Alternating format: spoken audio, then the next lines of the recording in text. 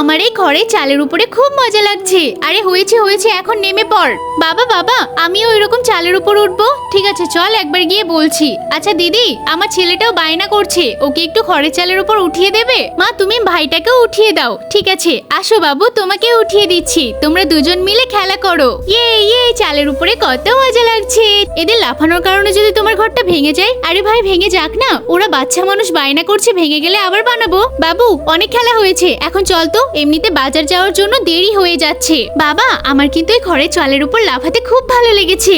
এই ওই দেখ ওদের কত বড় গাড়ি, চল ওদের গাড়িতে তোকে একটু উঠিয়ে দিয়ে আসি। ওদের সাথে বাজার পাঠিয়ে তোর জন্য এক জোড়া জুতো কিনে নিয়ে আসবো। ভাই তোমরা তো বাজারে যাচ্ছ, আমার মেয়েকে একটু সাথে করে নিয়ে চলো না। আরে তোমাদের কি মাথা খারাপ আছে? তোমাদের মতো গরিবদেরকে আমাদের এই গাড়িতে উঠালে তো গাড়িটা নোংরা হয়ে যাবে। কিন্তু তার আগে কোনটা তোমার কাছে বেশি দামি, এক বস্তা টাকা নাকি মা বাবা? যদি মা বাবা হয় তাহলে ভিডিওতে একটি লাইক করে চ্যানেলটিকে সাবস্ক্রাইব করে দাও, আর যদি না করো তাহলে আমি ভেবে নেবো তুমি মা বাবাকে একদম ভালোবাসো না।